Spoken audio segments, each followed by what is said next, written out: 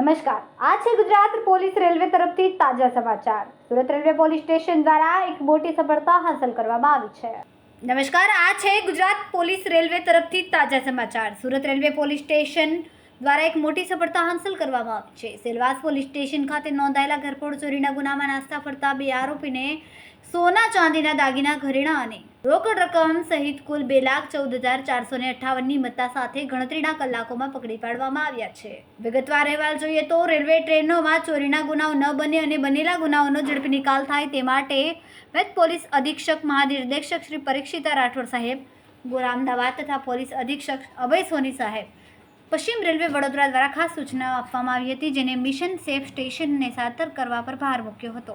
આ સૂચનાઓ અનુસંધાને નાયબ પોલીસ અધિક્ષક DH ગોર સાહેબ, પશ્ચિમ રેલવે સુરત વિભાગ અને પોલીસ ઇન્સ્પેક્ટર HD વ્યાસ સાહેબ, સુરત રેલવે પોલીસ સ્ટેશનના સીધા માર્ગદર્શન હેઠળ સુરત રેલવે પોલીસની ટીમ કાર્યરત હતી.